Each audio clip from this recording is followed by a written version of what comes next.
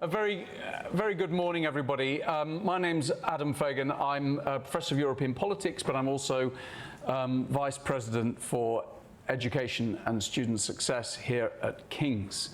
It's a great honour and privilege to be able to open this fantastic event. I would absolutely love to spend the whole time here. I'm going to do my best to disappear from meetings so I can be in here because assessment and feedback, and assessment generally, is one of our biggest challenges. Not just because students tell us continually, either in person or via the NSS or by any other means or mechanisms they can find, but they tell us that we need to do more and to be better at it. And we are plagued by over-assessment, lack of diversity in assessment, lack of program level assessment, and then we get all the challenges of AI and the opportunities of e-assessment platforms, the rest of it. So, you know, where do you start, where do you finish? So events like this are absolutely fantastic and really important for us. I'm also absolutely delighted to welcome Phil. Phil Dawson, Professor Phil Dawson, is co-director of the Centre for Research, Assessment and Digital Learning. And for those of us here from King's, the acronym there is CRADLE. Because we love a good acronym at King's, but CRADLE's a good one at Deakin University. His research is assessment in HE, come to the right place, focusing on feedback and cheating, predominantly in digital learning contexts. Today he's going to give two talks. First will be on developing student feedback literacy, and the second will focus on academic integrity and opportunities for authentic assessment in the context of the rise of generative AI. There's going to be plenty of time for questions and answers after each talk, and time for networking over lunch and beyond. And the food's quite good here, actually. You know, accommodation's expensive in London, but the food here is quite reasonable. And we are in this lovely setting. So, Phil, it's an absolute pleasure to welcome you and to have you with us. And we hope this is just the start of a long relationship. You're still smiling. I know you've just told me that you've left your kids behind in Australia, and obviously you know that's very much pressing your mind, but I hope you've got to put that aside for today's activities. Before I shut up and stop waffling, I just want to extend a huge thanks to my wonderful colleague Sam Smith, academic director, who has done a huge amount to bring this event and bring all you together, but also to the fantastic leadership team and team within King's Academy. Aisha, Crystal, and the rest, all the work that you're doing, we put you under a huge amount of pressure as we're trying to transform King's Academy, and it is massively, massively appreciated. Also, colleagues from down the road at UCL who've helped here, and from our very own Sally Everett, who I don't believe can join us today, but really I know you and Sally are in regular contact. So I'm going to thankfully stop there and hand over the floor to you now.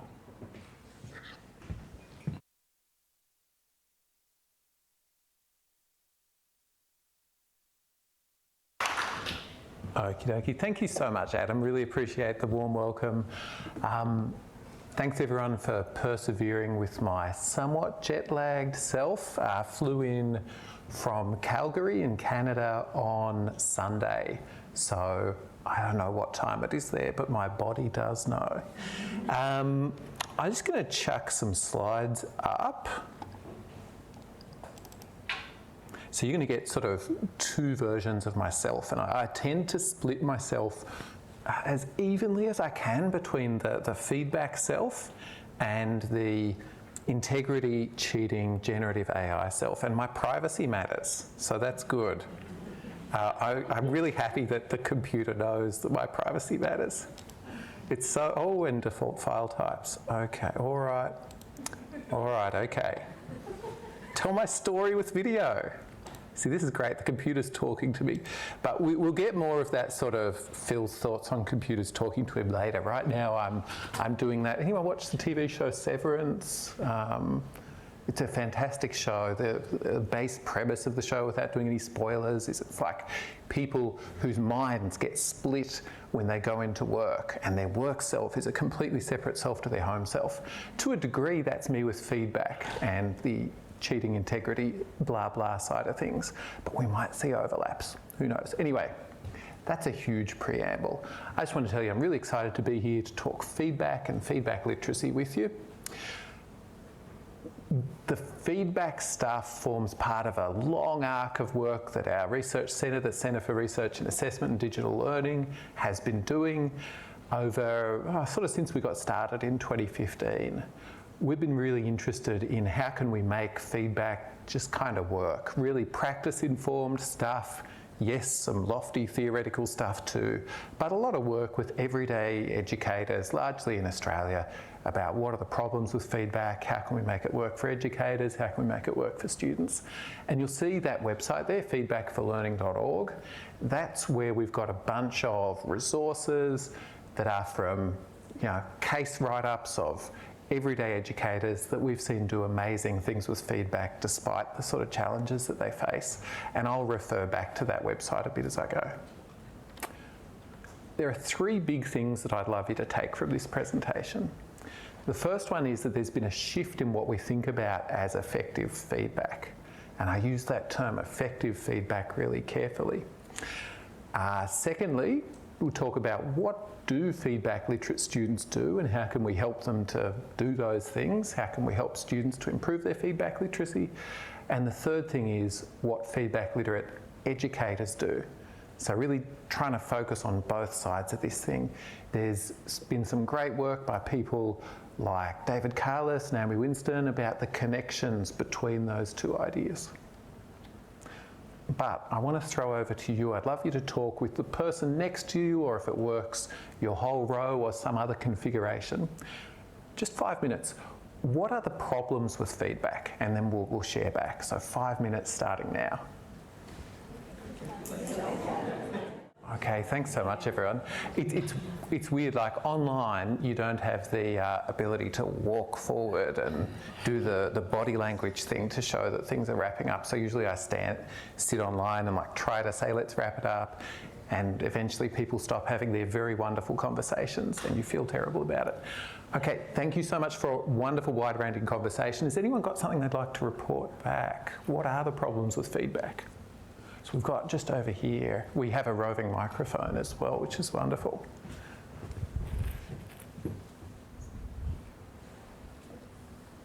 Good morning, Professor.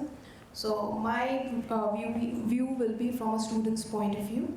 So when it comes to feedback, I think first of all it is biased.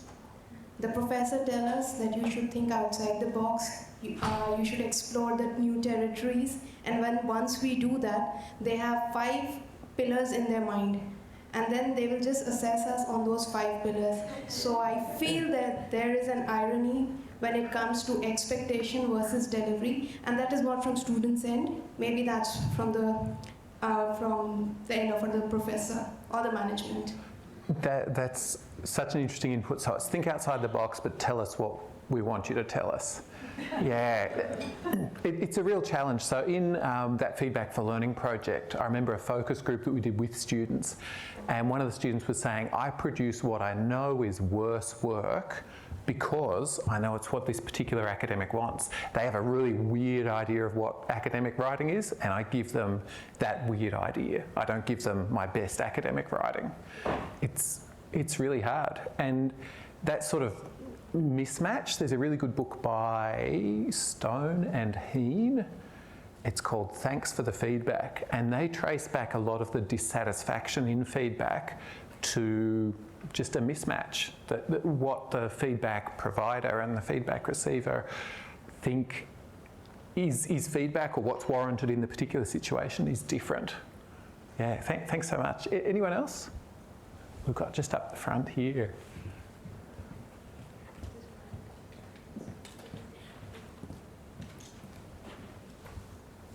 Hi, I'm Hilary from King's.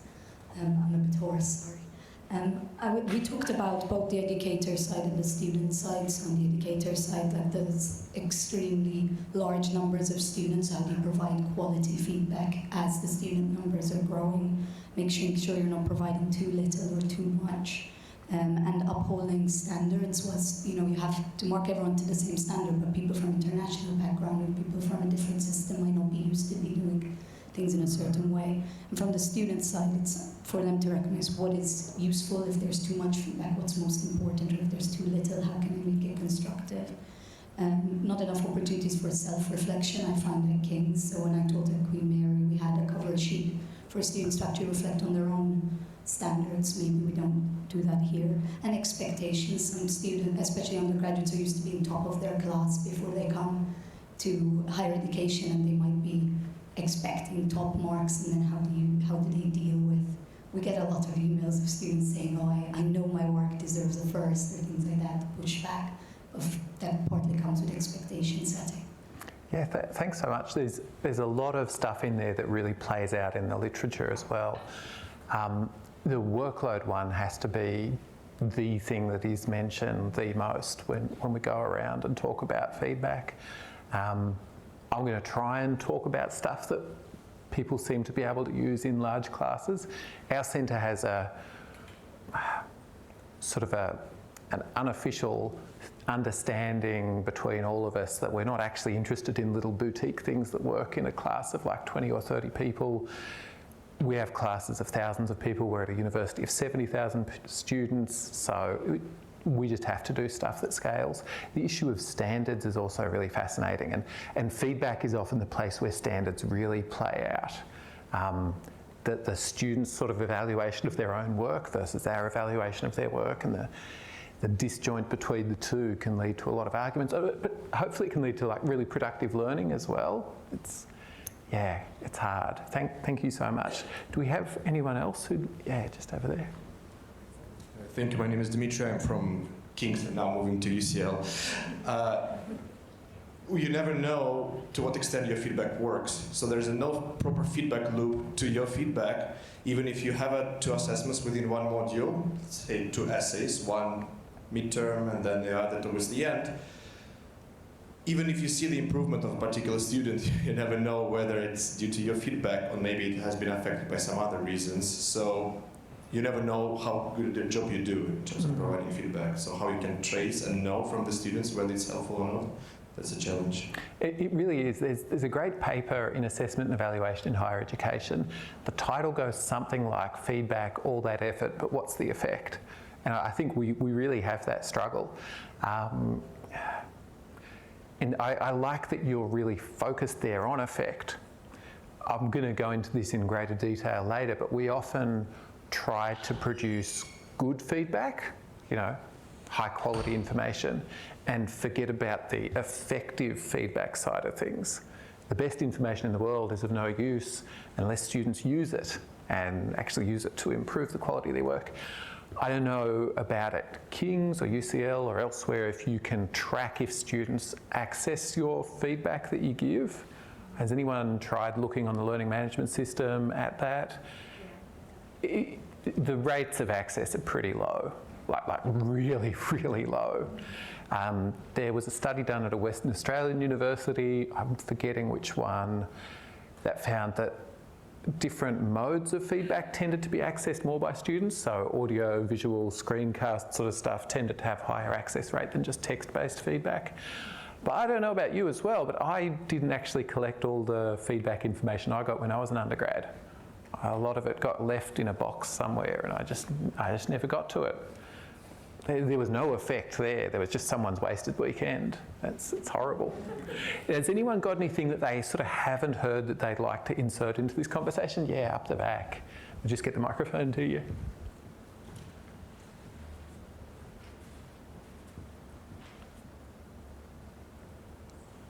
I think the only thing that we discussed that we haven't added in is more what these students are doing with that feedback. So I teach in a lot of standalone modules. I'm a nurse from King's Nursing, and actually they're doing this module to get credits, but then they may not actually do any other assessment at any any other time. So I provide this feedback. Our access rates are through the floor, less than 10%. Most of the people don't even access their grade, and so we're failing students, and they are not aware. Because of GDPR, we can't tell their funding trust. So there's this whole lot of waste that makes it feel quite pointless. And I have about 1,200 students a year coming through this module, and I know that of the hundreds of hours I'm doing marking and feedback, formative, summative, very little of that's actually going to be read. And that's crushing as a, the feedback is really the only aspect of educational practice that we're sort of guaranteed to have to do something that's individualised. Everything else is to an extent a standardised experience and conducted en masse and everything. And this little feedback moment that you've had with them was your moment. It wasn't used. That's crushing. That's crushing. Oh, I'm feeling sad. My co-director David Bowd and I, we are co-directors of Cradle. Dave kind of provocatively argues that if you are in that situation where you have this module that has no follow-on, it just exists as a little standalone thing, for that final task, the feedback should be only what's required to justify the grade, and to not try and do that developmental sort of feedback for that task, but to use the efforts that you would have spent on that developmental feedback earlier on in the module to try and really develop the student so they can do the things later. In Australia, we have a 1 hour per student per module sort of marking and feedback time amount. That's the amount that we're allowed to use. Australia's heavily sessionalised. There are people who work full-time just doing marking and feedback, and that's what they do. There are academics who do the whole teaching and research thing. If you're thinking, I have X amount of time to devote to marking and feedback per student, the best time for the feedback portion of that is really earlier on. We see a lot of practices where people go, well, the final task is worth 60% and the first task is worth 10%, so I'll do 10% of my time on feedback for the first task and 60% for the last task. And we'd argue that, no, it's probably better reversed. Really trying to focus that developmental feedback early on where it can have an effect. Because as we've sort of talked about, we're aiming for effects here with feedback. So lots of problems with feedback. No one's mentioned the, you have the NSS, that's your big student survey. No one's mentioned NSS.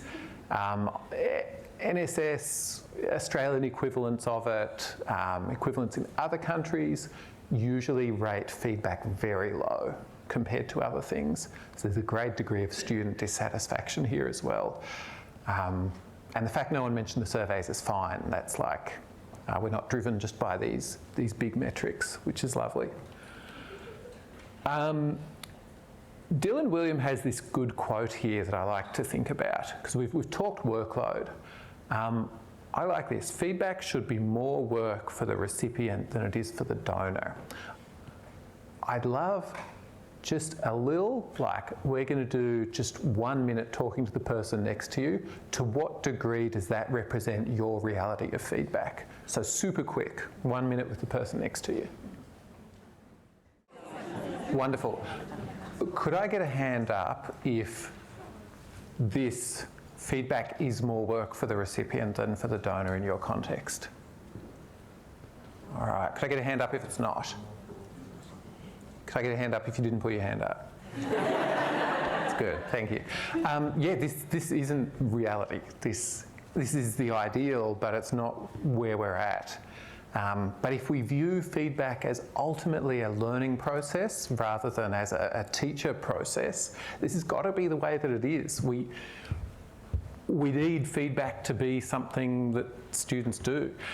I don't think that the John Biggs constructive alignment thing is as huge here as it is in Australia, but it's a thing people are vaguely familiar with. There's a great paper by John Biggs. It's called something like What the Student Does. And in that paper, John talks about how there's sort of 3 levels of understanding of university teacher. There's teaching is all about what the student is. And she says, no, it's not. Teaching is about what the teacher does, so we focus on what the teacher is doing. And this top level is teaching is what the student does, and that's where Biggs and later on Biggs and Tang and this great book that they wrote, that's where they really focus that we're not the ones doing the learning, students are the ones doing the learning. So if we're wanting to think about improving teaching and learning in higher education, we want to think about, let's change what students are doing.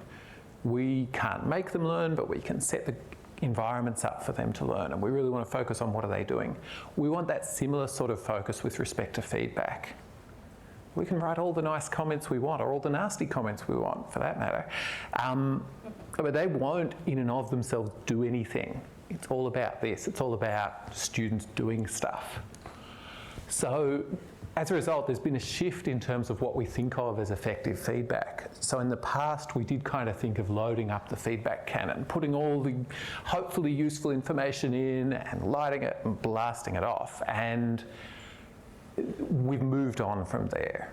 These cartoons are by an Australian political cartoonist called Simon Kneebone. We had him just sit in on our research project meetings and draw cartoons. And if you're ever writing a budget for a research project, I thoroughly encourage you to get a cartoonist along. It's amazing, because then when you go and you give presentations about it, you've got stuff for people to look at, which is much more interesting than the things you're saying. So there's been a bit of a shift towards more a process understanding of feedback. This is one of the sort of contemporary definitions. There are many others. So feedback as a process in which learners make sense of information about their performance and use it to enhance the quality of their work or learning strategies. This is a process-oriented definition of feedback. Now you can say, Phil, I'm not interested in redefining feedback, and I'm not here to have an argument about that. It's totally okay. We can all use the word feedback for whatever we want. But I'd love it if you could come along with me on a journey where we say, regardless of what we think feedback is, what students do with feedback matters. So that's where we really want to spend our time. That there is a bit of a tracker on search interest for what is feedback. So there has been a bit of a shift. There has been people trying to understand this. So in that sort of understanding, this isn't feedback. I left feedback on their final essays, which they never collected. There's a bit of an anachronism in the pile of written essays. It's kind of harder to visualise a pile of data. But here, if they'd never collected it, well, there was never feedback. There was never that active processing and use and enactment. This is feedback. So effective feedback's where we want to be. Effective feedback requires effects, which is tautological, I understand. But we want to focus in on that, on what's actually making a difference for students. This is where we're at with the feedback literature and the understanding. If you take one thing away from today, let it be a focus on what students do with feedback rather than on what you do. So that's the shift in terms of what we think of as effective feedback. I'm going to start talking a bit more about what students do, what feedback literate students do. And I'm going to throw it to you first. 5 minutes just having a chat with the person next to you. What should students do when they receive feedback information? So you'll notice I probably use this term feedback information a bit now. Because the term feedback has kind of various definitions or whatever, I really want to zoom in on the stuff that students get. The comments on their work, could be a chat with someone, could be an audio recording, could be word track changes or whatever. What should students do when they get this information? 5 minutes with the person next to you. Wonderful, thank you. British people are so polite and you all get quiet really quickly. It's lovely. If this were in Australia, you'd all be like, Phil, blah, blah. So what should students do when they get feedback information? Anyone want to start us off? Just over there, thanks.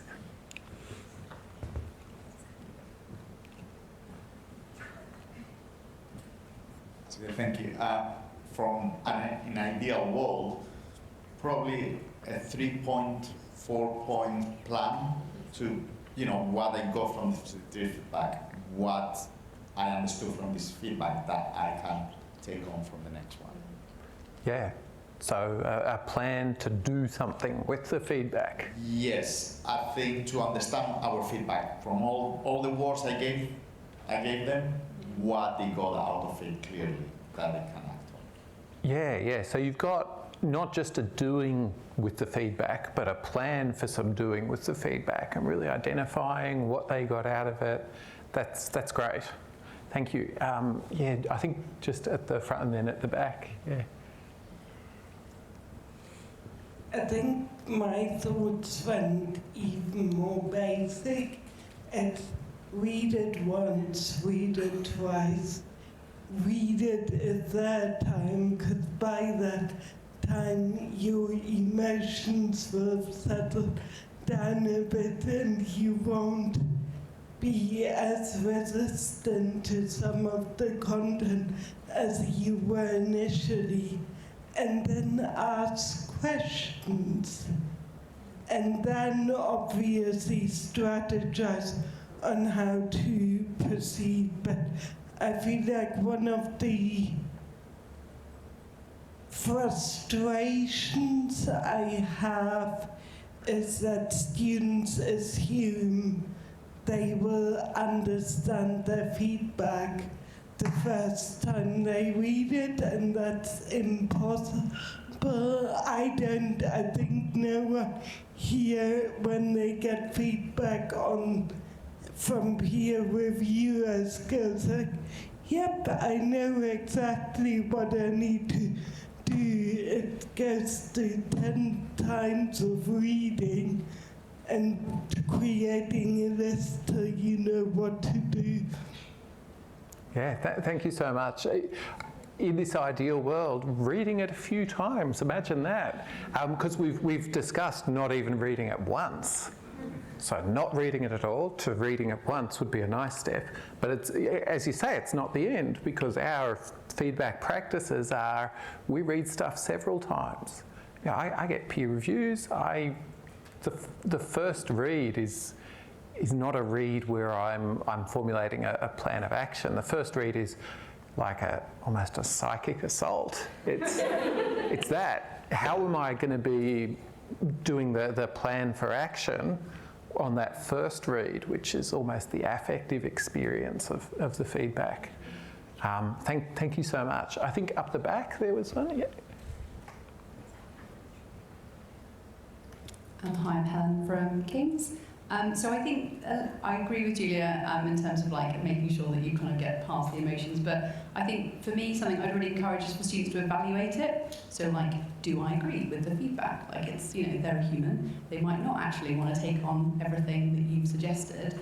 And I think, again, that piece in terms of, I know we talked about the problems with feedback, is the timeliness. So, where can I use this again? And if I don't understand what they've asked me to do, or I don't understand this feedback, having that opportunity to have a dialogue, if possible. I know we're talking utopia here, but if we can organise for students to evaluate it, if they don't understand what's been asked them or what's been suggested in terms of looking at the kind of marking criteria, having a chat with the person that marked it, hopefully, as you say, creating that plan of action, and then looking ahead to that next assessment where hopefully they can use some of those actions they created to improve their next piece of work.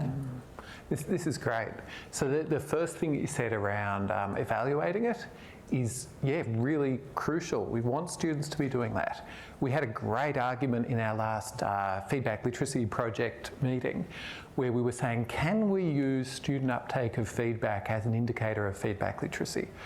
Well, to an extent, yes, but someone who's highly feedback literate is not only are they more likely to take on feedback, they're also more likely to make a very conscious decision to not take on the feedback. Because if we took on all the feedback we encountered from everyone in the world, we'd be this walking contradiction. You just can't do that. I was reading a trashy Australian crime fiction story by an author called Jane Harper, who is great. If you want like a real Aussie bush type crime fiction, which is really a fun genre, will make you scared of the Australian bush. But if you want that, Jane Harper's your author. in it, one of the characters said, and I won't try and do, I was listening to the audiobook and I won't try and do the overly Australian accent that the guy who was narrating it had, but he said, and this is the biggest wind-up to not that great a punchline, he said, I wouldn't take feedback from anyone who I wouldn't ask for feedback from. You know, like I wouldn't take criticism or anything like that from someone whose opinion I don't really value. And then he says, and there's about 3 people in the world who I would ask for that from. You know, we get all these inputs from everywhere. We don't take all of it on board. So, and I've forgotten, you had a second part to what you said as well, and I've forgotten the other part of that. Could you refresh? Maybe. I was enjoying your story. So for me, ideally, if you're obviously deciding what to take on is great, but also having that opportunity to have a dialogue. Oh, if you the don't dialogue. understand it. Yes, dialogue. In an ideal world, yeah, because there's a great body of work around feedback as a dialogue, as a process. And part of that shift from an inputs view of feedback to a process view of feedback is there's going to be that sort of interaction with people. And I get that we're again talking about an idealised world. Our workloads don't necessarily accommodate that. There are ways that people do fit it into workloads. When I taught computer science, we just sat and had chats with the students about their work. We did all the marking in the labs, and we would sit there and have a feedback dialogue with the students. And as I'm going to talk about later in the day, and this is where the separated brain doesn't quite exist, that was also something we did for integrity. We want to find out, did you do the work? Do you understand the work? And have that productive feedback dialogue as we go. So there are ways people fit it into existing workload models. Anyone else? What should students do? Yeah, just there and then there. Hiya. So one would think that before the action, what would be really helpful is for students to recognise that when they're receiving feedback. So that's something that I've had, especially with informal feedback giving, that students kind of, to be honest, they're probably actioning it because it's informal, but when it comes to thinking broadly about like what feedback they've received, they're really kind of not counting those, you know, sessions or emails or discussions that we've had as feedback. And, you know, unless it's packaged in a very particular way and given with an essay assessment, they're kind of discounting all their learning journey, I guess. Yeah. If you go back to that definition of feedback that I presented, feedback is not just written comments on your work. Feedback is any of those moments where you get information about the quality of your work and you use it to enhance your work or learning strategies. Now, that's the positive version of this. There's also been, and I'm not suggesting you're going there, but I can say in Australia there's been a bit of, we're doing really bad on the feedback surveys, so can you just use the word feedback a lot? We need students to think we give them a lot of feedback. So use feedback when you're doing feedback. And that doesn't improve the quality of feedback at all, but it may improve scores in a survey, which can sort of mask the problem. But I do think having a really explicit chat with students about, you know, how do we use feedback, where does feedback come from, and all of that can help them see that. And it can also help with that, you know, evaluating all these various inputs and deciding which ones I want to use, and in corralling and collating all the feedback information we get. Because ideally, when students get that ephemeral feedback information, they jot it down, they write a note for later. I do a lot of improv comedy, and in that context, feedback comes from a coach watching you do the scenes you're doing and making notes and telling, oh, could you try it this way, could you try it that way? And there's a big set of people who write down those ephemeral notes, and then there's another set of people who just let it all go. And some of those people have amazing memories, but some of them don't. And they just lose this stuff because they don't see it as feedback that's valuable for the future. And I think just down the front here. Yeah, it was you. Thank you. I just wanted to go back to what you're saying about feedback as being a kind of dialogue. I really think it's important to enable learners to feed back to evaluators on the feedback that they give, and to negotiate how feedback is packaged and delivered taking into account the preferences of both the learner and the tutor. Because there might be a mismatch, especially if you're dealing with international students who bring a whole array of different learning experiences and backgrounds, like we do in King's Foundations. Absolutely, yeah.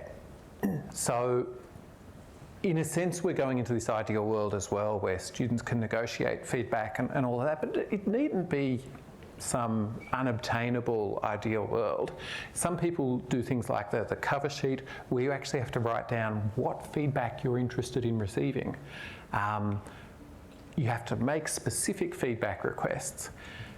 If I go back to that book by Stone and Heen, which is a great book, and you should all have a look at it. It was free in my local library. It's quite a big, popular book. The disjoint between what the provider and receiver of feedback information receives is their big thing. They say that there's 3 types of feedback that people might want to provide. There's evaluation, which is, this is the quality of your work. Here is why it meets the standards or doesn't. There is coaching. This is how you can get to the standard. This is how you can improve your work. And there's appreciation, which is, I see you. I see that you did the thing. I see that this was effortful for you, and I want to acknowledge that. In their view, the dissatisfaction comes when the provider might want to say, give you evaluation, and you want appreciation. Or the provider wants to show you how you can improve, but you want to know if your work is good enough. You mentioned international students in particular, and I think, yeah, we haven't talked culture at all, but there's huge cultural differences between all the different academic teaching and learning cultures that there are. I have a PhD student at the moment who's looking at the experiences of higher degree research PhD students in feedback in supervisory relationships. And this came out of his experience of coming to Australia, and he's there with 2 supervisors who are supposedly feedback experts, and he's thinking, this is not feedback, this is not what I wanted. And there were really big challenges for us trying to negotiate, well, what are your expectations, what are ours? We, the supervisors, had the benefit of a student who really made that upfront and clear with us, and had the guts to really come out and say, this isn't working for me, this is what I need. That's an experienced educator with a significant experience in providing and receiving feedback. What about a poor first-year undergrad student? Yeah, so really big differences. All right, this is what should students do. But now I want to know, what do you do? Now this is real. So I don't want some faked story that you're doing to present well in front of your esteemed colleagues. Just 3 minutes for this one with the person next to you. What do you actually do when you get feedback? Could be feedback about your teaching, could be peer reviewer comments, could be some other feedback in your life. 3 minutes, what do you do? Lovely, thank you. Okay, so we'll do this by a show of hands. Who mentioned something that could be called like a negative affective response? All right, great. So we got that. Who mentioned some quite positive, proactive things that you do? Great. Who mentioned something that could be about avoidance? Okay. Who mentioned something that could be a physical strategy that you use, like I walk around the block? All right, okay, so we've got fewer of these. Let's zoom in on, does anyone who did something physical want to talk about it? All right, just up the front here, thanks. Yeah, so mine's walking around the block. I get the feedback information and I'm like, I can't do this. I gotta move. Hi, Cassie from Cambridge. I close the laptop lid. Yes. As a physical, not today, and then just slide it away. Yes. Because it can no longer hurt you once you do that. It's like it exists within the machine. And so often just doing that and then having some time away from it, when you go back to it, so I was just saying to Alex that sometimes it feels like it cuts really deep and you're like, oh, this is so useless, and you storm off and close the laptop lid and you walk away. But then I'm saying, with doing a PhD, you have to go back to it. You don't get to just sort of close the module essay and slide it away from you. You have to go back to it. And I was saying that, you know, on first reading, I'm really like, oh, this is so, and then the second time I open up my laptop, I'm like, do you know what, that's actually really helpful. And I'm probably going to listen to that and do it. Yeah, and I love that you mentioned that unlike students who can just ignore the feedback, when you're doing a PhD, you kind of have to act on this. And this is a bit of a disjoint. I talk about this in a paper with David Carless and Pamela Lee from the Hong Kong University. We talk about a thing we call authentic feedback. You know, so we know authentic assessment is this idea that we want to represent the world of work and civic engagement and whatever within assessment, and we want to have that sort of realism to that world. In feedback, we often do these strange, arcane academic practices that don't represent the feedback practices of the world of the discipline. And one of those differences is, in higher education, you can often just ignore the feedback. If I ignore my boss's feedback, my gosh, could I just ignore what the Deputy Vice-Chancellor says and go, it's just feedback, I'm going to ignore it, the next essay is the next essay or whatever. I will lose my job if I do that. So there is a real need, if we want to represent this real world, to actually require that sort of engagement with feedback. Thanks so much. We've got just here. I just want to note that I'm curious that everyone, including myself, went to negative feedback or critical feedback. And I feel like it reminded me of a lecture I went to a few years ago, which was talking about tell people more what you appreciate about them. And one of the things, for example, I started doing after this lecture, I genuinely sent students or colleagues I read references for the reference if I think it will be supportive to them as a positive feedback. So I think there's something in it for me that are we missing half of the conversation? And what can we learn from knowing, oh, you do this really well, do more of this, or apply your natural skill to do this to this other area where you may have a growing edge. Thank you. I agree. We often do, when we talk about feedback, jump straight to the critical. And that's not all of what feedback is. Now, it's important to be pretty nuanced here around sort of emotions and feedback. Some great research by Pekrun, Pekrun, about activating and deactivating emotions and positive and negative emotions. Because what we want with feedback is for it to be an activating experience. Sometimes when we do positive feedback, and you mentioned some of the sort of flowery blah blah that we do of, oh, great job and all that, which is a deactivating positive emotion sort of experience. We don't want to end up in that land of just flowery blah blah, but we do want to have positive activating. This is specifically how your work was great, and here's how you can use that in other areas of your work. That's wonderful. With the negative emotions, we will have those in feedback. We don't want to try and move to a point where there's no negative emotions, but we don't want negative deactivating emotions. We don't want shame, for instance.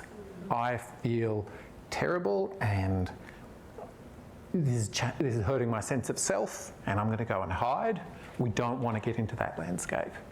Yeah, but you were right. It is interesting how we all have that universal lot of negative experiences, negative affect around feedback. So I do have another one of these. How did you learn to act in this way? So we heard some positive strategies, we heard some negative strategies, we heard some hurt. Does anyone have something that they want to talk about? How did you learn to do feedback the way you do it? Anyone? Yeah, just there, thanks.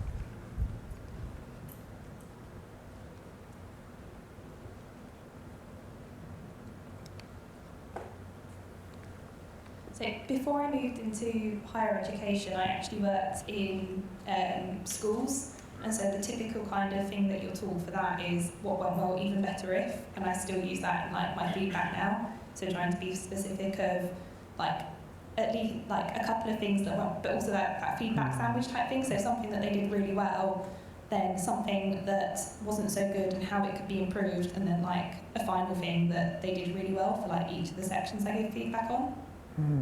Yeah, no, I think that school educators have a body of training in feedback and a bunch of experiences and a culture of sort of peer observation or having students in there doing stuff. Yeah, so they have like a culture of sharing around that. Thanks. Just up the front here.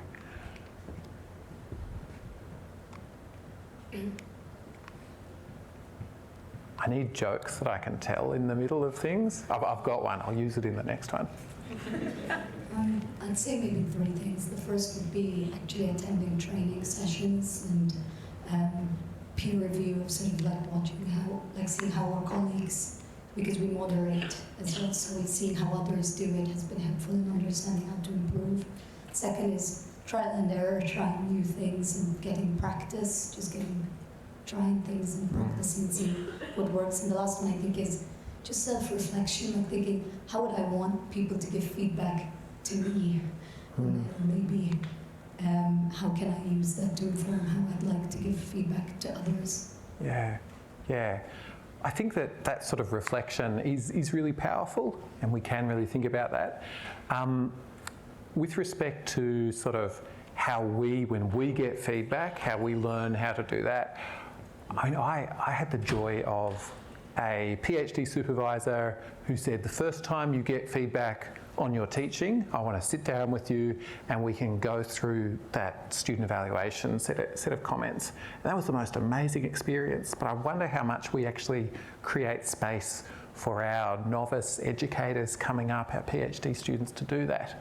I was just really lucky to have someone. There was no systematisation to it. You mentioned PD, which is great. How much of that sort of professional development opportunity do we give to our students in terms of learning how to work with feedback? And that's where I want to go to now. So I want to talk about a thing called feedback literacy, which Carlos and Bowd talk about as the understandings, capacities and dispositions needed to make sense of information and use it to enhance work or learning strategies. This is not the first definition of feedback literacy nor the last, but it's a useful working definition for us. So understandings, capacities and dispositions. Dispositions is a good one to flag as well. So it's not just having an abstract capability, it's wanting to deploy that capability. Make sense of information, so feedback information, use it to enhance work or learning strategies. Learning strategies has come up a few times. If you go to like sort of John Hattie's work on feedback, really big meta-analyses, which if you buy into that paradigm is quite a powerful sort of form of evidence.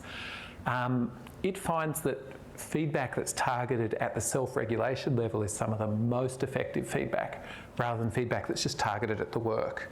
And feedback that's targeted at the self, you are a wonderful person, as my Year 12 drama teacher wrote on my school report, is not particularly helpful. I don't know what I'm supposed to do with my teacher thinking I'm a wonderful person. So there's feedback literacy, Carlos and Bowd. I'm aware I'm referencing a lot of Davids. The feedback literacy, or the feedback field, assessment and feedback, has what we call a diversity problem. Almost everyone is called David. My surname, Dawson, one of the researchers in my centre, did a bit of name searching, and it's actually David's son. So there you go. This is the David's model. So we've got appreciating feedback, which is kind of serving double duty there. It's a bit of thank you, but it's also a bit of connoisseurship. making judgments. And we talked about this before about not taking on all feedback, but really identifying what's useful, what works, what's credible. Managing affect. I'd say now we've probably moved beyond managing affect to calling it something like making productive use of emotions, because as we discussed, emotions aren't all sort of something to be bottled down and I'm doing feedback now, I can't be emotional. It's recognising the positive use of emotions in feedback and taking action, really, really important. If there is no action, some people would argue it's not feedback. So this is the shift in terms of what feedback literate students do. We've talked both conceptually and we've talked pretty practically about some things students do. How do we get there is a teacher feedback literacy sort of question. It's stuff that we as educators do to help students develop in that way. At the moment, I'm leading a large, by Australian terms, Australian Research Council project. It's a 4-year longitudinal project to see if we can improve student feedback literacy in ways that last over time and particularly into the workplace. So are there things we can do at university that help students in ways that might be useful for them when they go into the world of work? Because we've talked about this feedback literacy thing as a higher ed thing, but that's just because we are in higher ed. Capabilities to work with feedback are life skills. They're not an education thing. So what do educators do who are feedback literate? Well, the first thing to think about is we mentioned the feedback sandwich. I'll do an aside on the feedback sandwich. There's some great critical research about feedback sandwiches, and I'm probably in the feedback sandwiches aren't a good idea camp. Why aren't they a good idea? For a few reasons. Firstly, some students see through the ritual. I mean, you can tell when you're being feedback sandwiched, right? We can all tell, they've given me the positive and now they're giving me the negative, and I know they're going to finish with the positive again. So some students do that and they see through it and they go, well, this critical bit in the middle is the bit that matters. Now, some students don't see through it and they go, well, teacher mostly said nice things about my work. I guess I'm doing pretty good. And that's also not right, because we know we feedback sandwiched someone who is really underperforming, and we don't want them to get that message. I think Liz Malloy has done some good work on the feedback sandwich, if you want to look her up. Now, sometimes when we talk about how can we improve student feedback literacy, there's this idea that I'll just train my tutors to write better comments for students. Problem solved. But that won't improve feedback literacy. Ideally, someone with great feedback literacy is able to function in contexts where the feedback is terrible. That's feedback literacy. Just giving students more and better comments won't necessarily achieve that goal. So I'm sort of heading that off, because we've done big feedback literacy projects where on the first day we say, so what would you like to do? We've given you this funding to go and improve feedback literacy, and they say, I want to train my tutors to give like more and better comments. That won't get us there. Dave Bowd and I did a study that you can look up at Open Access. What feedback literate teachers do is the short title of it. You can't read that stuff on the left, but we'll go into it soon. We looked at 2 large Australian national studies on assessment and feedback and tried to identify, of these educators who were seen as exemplary with feedback, what do they actually do? What are the competencies that they have? And we identified 19 different things that someone who's a feedback literate educator does. You probably do heaps of these without knowing it. It's a useful sort of FHEA or whatever it is, you know, fellowship type thing to say, I do these things and here's some literature that says that these are important things. We identify these things across a macro, like program leads, a meso, like people who are working on modules, how do they design and implement effective feedback, and then a micro, the actual like feedback practices relating to individual student assignments. I'm going to focus on that meso level. I think we often focus too much on the micro in feedback, so we jump straight to how can I give better comments, that sort of micro level, and we ignore this middle level, which is actually what can help drive uptake, because the best micro practices are of no use if students never access the feedback comments.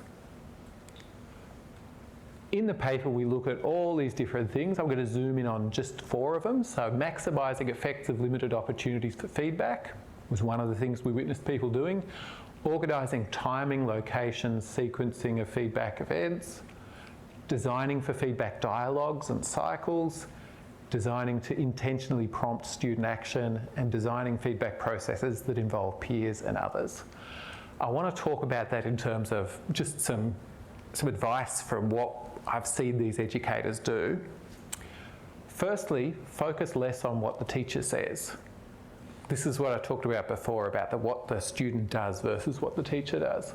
Secondly, a focus on what the student does. I've preempted myself there. Thirdly, viewing feedback as a teaching and learning activity, and that's a bit of a shift. We tend to bundle feedback as something that exists in the marking space, but it's actually more of a teaching and learning activity. Naomi Winston and David Bowd and some others have talked about sort of the unbundling of marking and feedback, and I think there's some productive work we could do there.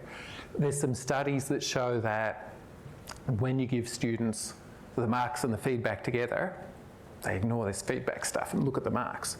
But when you give them the feedback and then later on give them the marks, there's far greater engagement in the feedback. And finally, building assessment sequences that incorporate feedback loops. Now, none of this is resource-intensive stuff. Now, I put if we have time, because we've burned through a fair bit of time with all of our wonderful discussion. I'm going to eat into the Q&A time a little bit, if that's okay, but we'll still try and have more chance to talk with each other. And we've got all day with each other as well.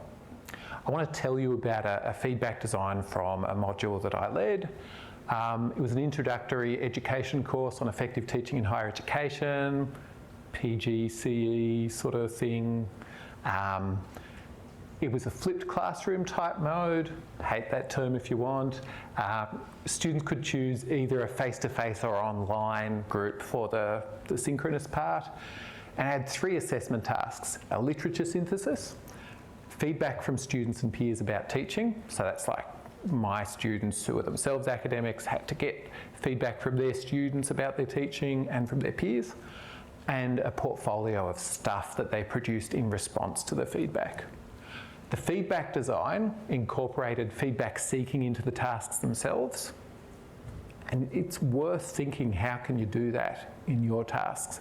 Because feedback isn't some education thing. Feedback exists everywhere. It included formative peer feedback, so we spent some class time actually having peer feedback sessions. Now, these were adult learners. I just gave them an agenda and I said, go at it. I'm not coming to class this week. I want you to sort this out yourselves. And the feedback design also involved comparing teacher assessment and student self-assessment. When I assess people, I use rubrics. We have to use rubrics at my university. Love them or hate them. I got a great paper for you if you hate them. But we got to use them. So when I use rubrics, I get students to self-assess on the rubric. I or a marker assesses on another copy of the rubric, and then we look at the similarities and differences between the assessments. I only provide detailed feedback comments where our judgment differs. There's no point in me telling you, your work is terrible, and you know it's terrible, and you know why. That's not an education moment. You thought your work was at this standard, but it's actually higher, is a wonderful teaching and learning moment. Or the reverse, you rated yourself more highly than I would. We often talk about a thing called evaluative judgment, which is your understanding of quality, what quality looks like, and your ability to make decisions about the quality of your own work and the work of others.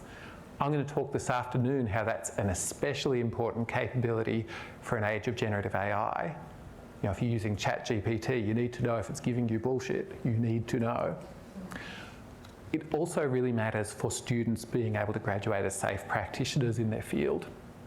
So that's what I'm working on there with comparing teacher and student self-assessment. It's also a great workload negative practice. You know, it doesn't create more work, it creates less work. In terms of feedback design, yeah, students seek feedback. We provide scaffolds, peer observation forms, feedback survey questions. In your field, when people are evaluating work, what are the scaffolds they use? Are there quality criteria? Are there industry standards? How can you link those back in? How can you get students actively using those? And the main focus of our tasks were things like analysing feedback comments, making plans for addressing them. I've talked about self-assessment. Students making specific feedback requests is another big one that we incorporated. So I don't know about you, but when people say, hey Phil, can you review this paper I wrote? Just give me some feedback. My first response is, yeah great, but what do you want feedback on? What specifically? Yet with students, they give us stuff and we just give them feedback we think is hopefully useful. To be respectful of our time and what they need, we need to have that sort of cover sheet or something like that that says, what specifically would you like feedback about? And teacher comments address the specific feedback requests and how judgments on the rubric differ. We devoted 2 weeks of class to feedback on draft work, and we used the rubric as a scaffold. Now you might think, how are students able to use the rubric? And that was a conversation that we had. I recorded a video where I just work through the rubric and I explain things. Some people will say students shouldn't be able to understand the rubric because if they were at that level of understanding what quality looks like, then they shouldn't be taking this course. I understand that from a philosophical level, but I think from sort of a fairness to student level, our rubrics do need to be readable by them. They need to understand the standards by which they are judged. So we do need human readable rubrics. So I've told you a little bit about what we did there. Something I really want to highlight, I originally trained as a computer scientist. We have this thing called Big O notation, which is about complexity of algorithms. With this amount of data, does it take linearly more time? If I have 10 times as much data, does it take 10 times the amount of time to address? Does it take more than that? Does it take less than that? They're obsessed with that idea of complexity. It's an interesting thing to apply to marking and feedback processes. Can we find things that don't require linearly more time as we have more students? The stuff I've talked about there, a lot of it doesn't require linearly more time. It's either investments up front in design, which don't need more time per student, or they're things where we're just substituting effort. Those are the things we really need to look for. I want to end with just a few suggestions, a few things you might want to think about. Firstly, focus more on effective feedback and less on good feedback. So less on trying to write better comments and more on how can I create systems and processes whereby students will engage with this. Spending more effort on feedback design as a result of that. So taking a little bit of time away from the actual marking and feedback processes and devoting that to really great design. Record the video about the rubric. Spend the time redesigning it so that you're requiring students to self-assess when they submit. Those sorts of things take upfront time that save you time later. And focusing on what students do, requiring them to make requests to generate feedback, to share what we do with feedback. In the projects I've done about assessment and feedback, when we ask people, so you do pretty cool things, you do these amazing practices, how did you learn to do this?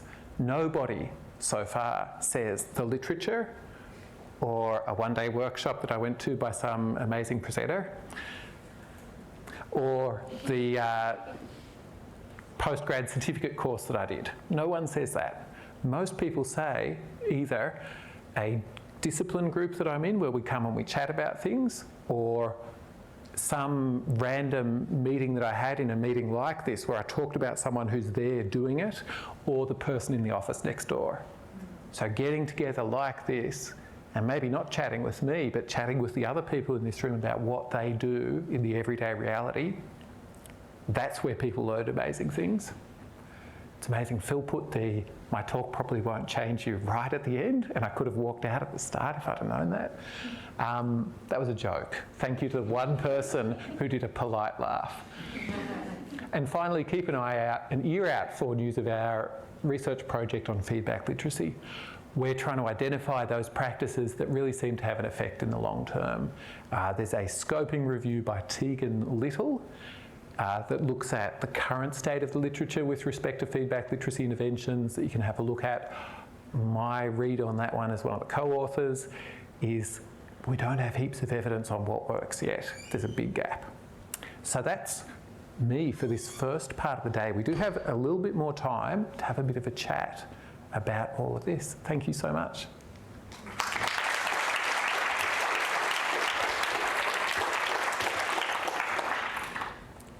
So yeah, just here. So we got 1 and then 2. Great. Matteo from UCL Anthropology. I think you nipped it in the bud when you talked about feedback as a teaching and learning activity. Discussing with Dan here, I kind of realized how much there is no, how much we need to do more in terms of framing feedback from the very start of the journey of students.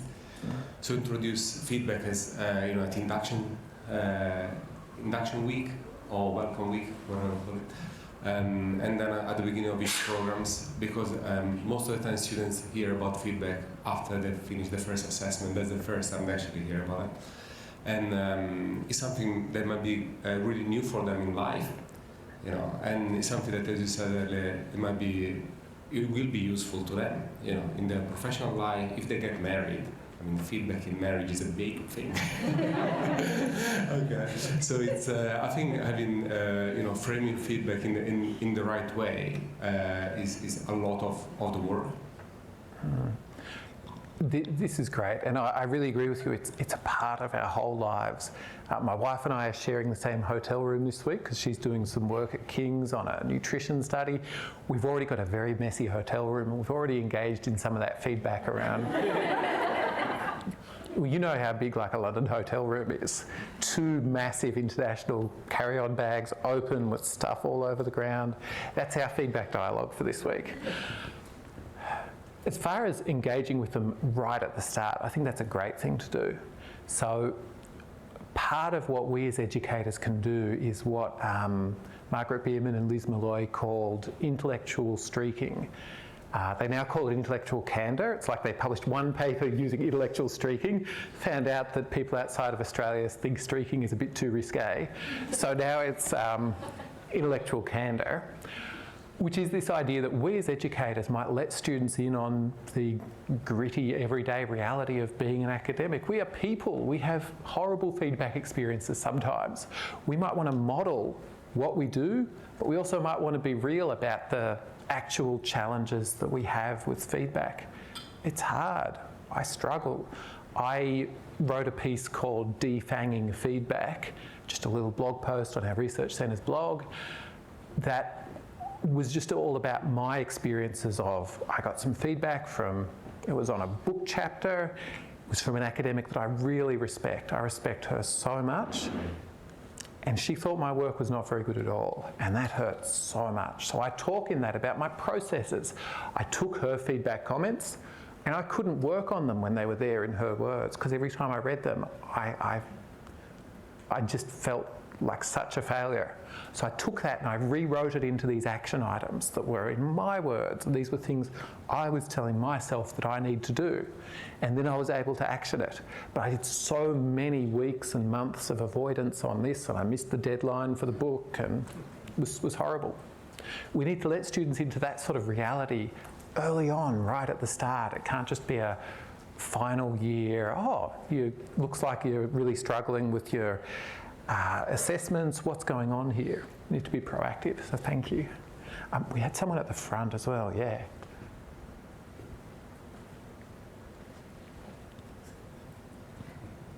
Thank you. Earlier on, you gave the example of the consequences of not acting on feedback from, for example, the Vice-Chancellor. And there you seem to gesture towards the need to consider the stakes involved in accepting or not accepting feedback, and how this might affect students' receptivity to feedback and the likelihood of its uptake. And that got me thinking about how the use of feedback can be strategic and have a kind of instrumental aspect to it. So my question is, does the research suggest that the higher the stakes, the better the uptake? And also, what does it say about how students evaluate the importance of feedback? So my response is I don't know about the interplay between stakes and uptake. I can speak from my personal experience, but I just want to have that caveat. The idea that students might develop a strategic sort of feedback literacy, that seems pretty real. I think that exists within the feedback-seeking behaviour literature, which is like this parallel, much older, much more methodologically strong body of literature in the field of business. So I think there is a sort of strategic feedback-seeking behaviour that exists in that body of work. I wouldn't blame students for being strategic. I'm strategic with feedback.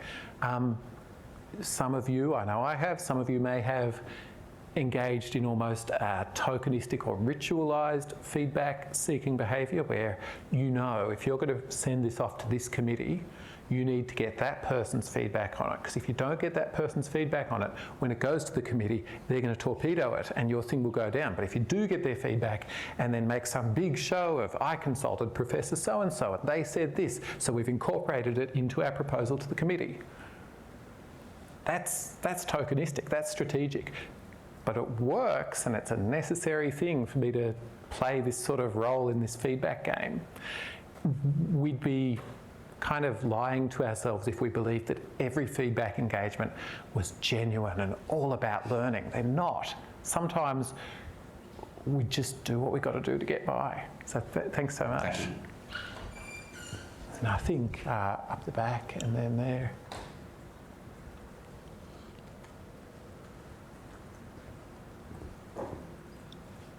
Thank you.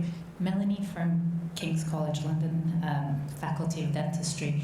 Thank you for sharing the example at the very end, and we've tried to implement something similar and kind of embedding peer feedback to help with kind of the workload and the need for feedback and our ability to give that feedback, so kind of multiplying the sources of feedback. So what we did is we had the students on a formative assessment do a self-assessment of feedback, so peer assessment, and then we'll say the expert was also giving them feedback on their actual assignment. And we shared the rubric, so we shared the marking criteria. What they did say is that they found it very helpful to see that marking criteria. The self-assessment was very helpful because they needed to engage with that as soon as they submitted their work, basically. So there was a time frame to do it so that it wouldn't just be forgotten. But they kind of skipped, so they found it valuable to give peer feedback, but they kind of skipped peer feedback and went to the expert feedback. So how do we help students value their colleagues' feedback? I think it's not as threatening. I think it's the usual understanding, but the value, how do you help with that? Yeah, if it's any consolation, the experience that you're having here very much plays out in the literature of people really valuing providing other people with feedback, but not valuing this peer feedback from others thing. I guess part of it is, what's the pedagogical goal here? There is benefit to the construction of feedback comments in and of itself, even if they do ignore that. If we think about things like evaluative judgment, you only develop that capability really through enactment, through making judgments about the quality of others' work. If we say that's where the real pedagogical benefit is, maybe we don't need people doing peer feedback. Maybe we could do like what David Carlis and others have done around getting students to evaluate exemplars, and that's the enactment of evaluative judgment right there. If we say we want to get students to actually value the comments their peers are making, that's somewhat of a challenging thing, because as we talked about, they make credibility judgments and their students are just never going to be as credible as their educators. I don't know about your situation, but when I've done peer feedback, I've faced resistance around, no, I'm here for what the teacher has to tell me. They're the expert. I don't want these other people's input. So I find that really hard. You can develop activities that explicitly require the active processing of feedback. So if it really matters to you that they do things with the peer feedback, you can have a requirement to be, you know, what are you going to do differently in the next piece of work based on the peer feedback? That's probably my best comment, is just build in activities that require it.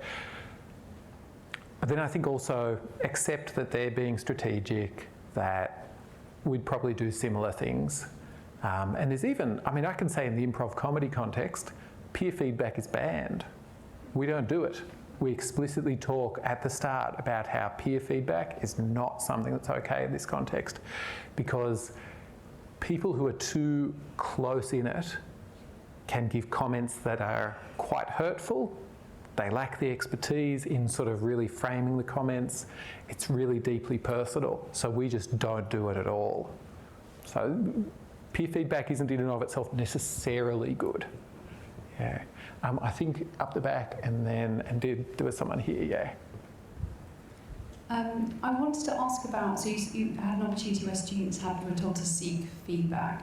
So do you see any patterns in terms of the kind of social or cultural capital of students and that impact, and whether they're prepared to ask for comments either from staff or from students? Because we've definitely seen that students that may be first generation or from historically underrepresented groups, they don't tend to come to things like office hours and things like that. So, you know, whilst these spaces are creative, they're not seen as being for them. So do you see that also playing out when you're asking students to take on these opportunities to seek out feedback?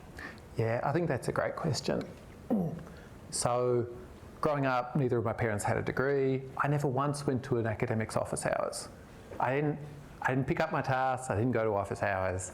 That just wasn't part of what I was passing. Why would I do that? I was getting P's. Like, P's make degrees. Is a terrible phrase if you want to get into a PhD. Yeah, that's a story in and of itself, how I got there.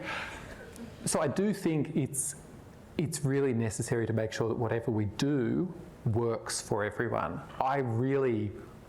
If our response to this is, well, I've got office hours and students can show up to that, that's pretty useless.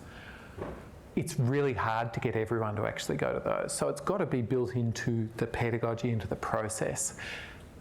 Making feedback requests is something I do as part of assignment submission. I reject your assignment submission and return it back to you if it does not contain specific feedback requests and if you have not filled out the rubric. It's part of the task. I only accept the completed thing. So I'm really trying to mainstream those things. There's some of the sort of student support and inclusion literature from the 70s in the US talks about a public health model versus a medical diagnosis and remediation approach. And so much of what we do in student support often takes the diagnosis and remediation and it stigmatises and it pathologises students. Whereas the public health approach, this is for everyone. This isn't just for those underrepresented minorities or whatever. Everyone's got to do this. It's mainstreamed. It's very much where I'd want to situate things like this. Yeah, thanks. So I think we were working that way across. There was someone, I think it was you, yeah. Sorry, I have no visual memory, so if any of you, I see your face, I won't recognise you again. It was more of a comment on strategic learning, because I use it. We work in nursing and our engagement is pretty poor in general, I would say. So when we're talking about peer feedback, and the comment from the lady in front of me, we basically withhold feedback as a type of carrot. So when we're doing something we trialled this year, which will hopefully get published very soon, is we put a peer feedback mechanism in place. And we ask them to review 2 or 3 people's peer feedback for the formative assignments. Now, formative uptake is low. This is a second year course right at the end of the year. The students are out on placement, they're working clinically, they don't care. So historically our engagement was very, very low, and I'm sure dentistry is exactly the same. And so what we do is we say, provide these 3 pieces of feedback. If you provide those 3 pieces of feedback, then the academic will also feedback on your work. If you do not provide all of your feedback, you do not get the academics. So it kind of creates that carrot to make them do the process in order to get what they actually want. Just an idea. Yeah, and I like that because it has a degree of, well, it's not exactly reciprocity, but almost reciprocity in it. There's sometimes an idea that, yeah, feedback's a dialogue and it's a relationship, and the academic's got to be the one doing all the giving in that relationship, and the student is there just to benefit from this and to coast along, and if there's something wrong with it, it's because the academic's not doing enough. But I like that you're building in an expectation that if you want to engage in this feedback thing, you have to do something here. This is an active process for you. I really like it.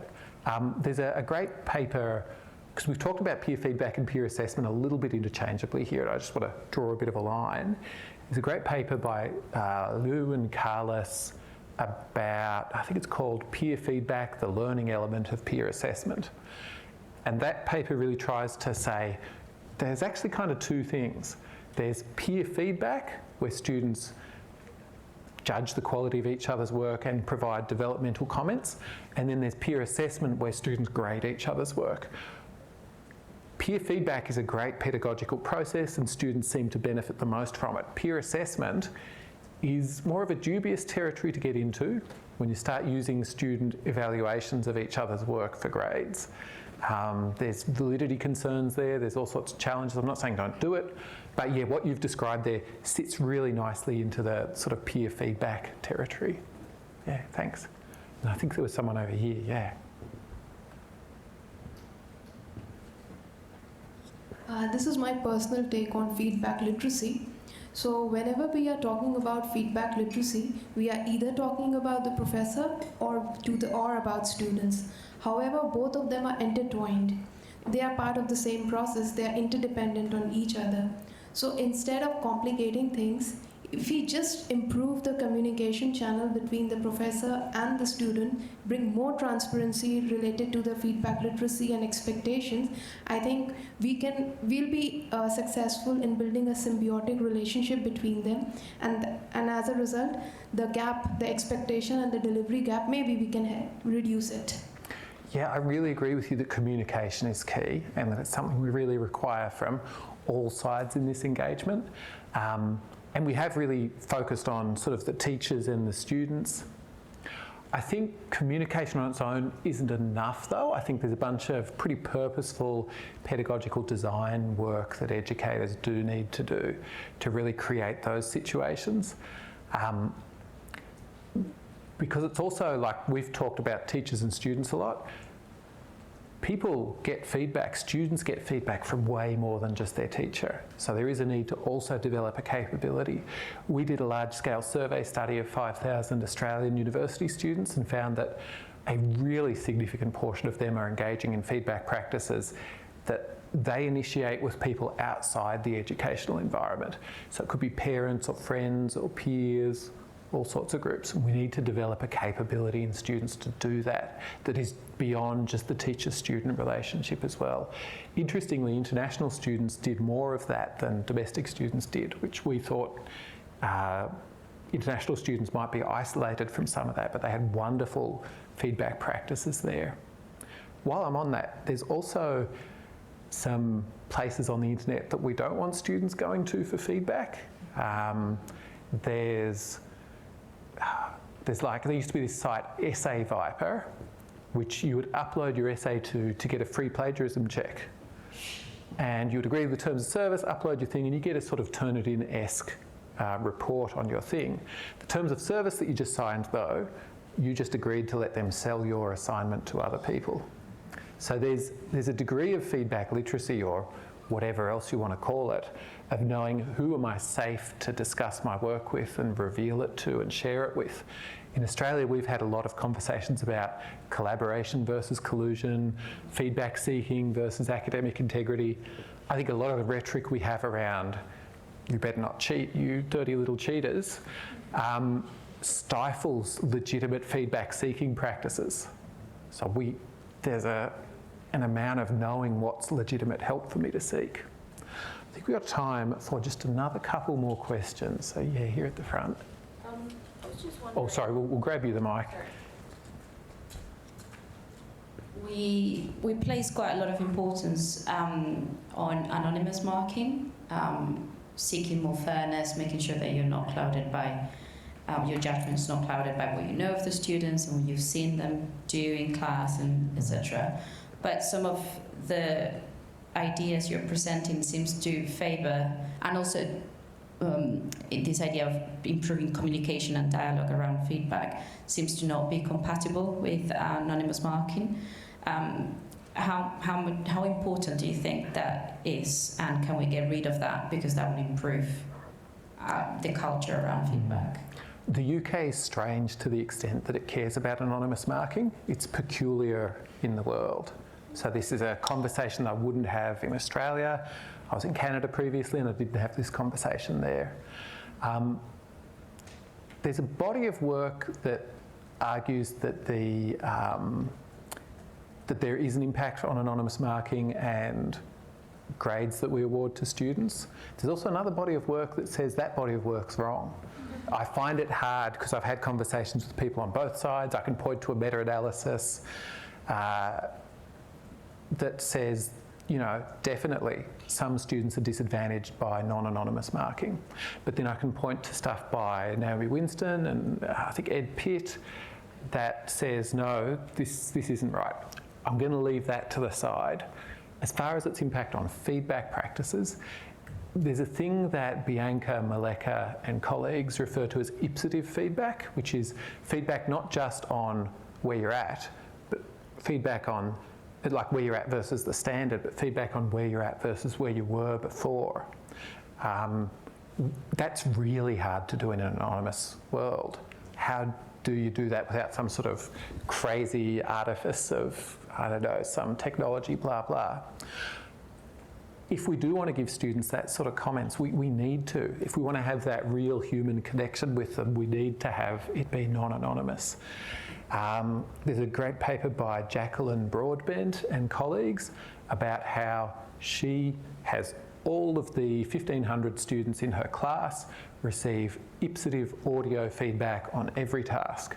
So every task they get comments from a marker that are recorded, that connect to them as a person because it follows their whole track of several assessments in a course. And if you have a look at that paper, because you're thinking 1,500 students, how does someone do that at scale? She demonstrates how she does it at scale and the sort of training she provides to her markers. But yeah, I'm probably with you that we need to have that connection with a real person, not an anonymous number. All right, I think we've got one more over here.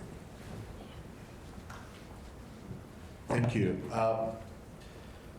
The peer feedback as part of the assessment and a requirement actually to pass the assessment is something which is close to me, and we sort of tried a little bit in the previous year in one of the modules which I taught as a TA with a model convener. But as I understand, there is a general push against participatory marking, in the sense if you make like participation in a class worth you 10% of the total mark, so it's like submitting a peer review or peer feedback as a participation part of the assessment mark is something which the departments try to push away and focus only, don't give formative assessments, focus on summative assessments, and don't reward participation. So how you can square the need for feedback literacy with the general push in the departments against those practices to a certain extent? Yes. Thank you for this question. It's a really good one. So your concern relates to validity here. And in higher education, we have learning outcomes that we mean to assess in a particular module. We should only give academic credit to the respect that those learning outcomes have been demonstrated.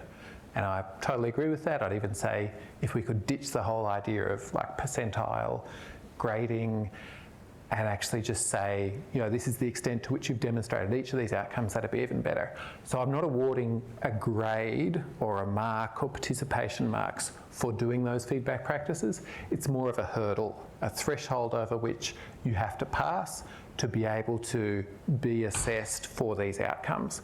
Because playing by my rules or participating or whatever else isn't something you should get marks for. That has no validity in the assessment validity sense. Yeah. All right, we are at 12:15, which I think is when I've got to hand everyone over for lunch. I just want to say thank you all so much. Looking forward to having you again in the afternoon, where we're going to switch tracks and talk about generative artificial intelligence and what we're going to do with assessment. Thanks so much.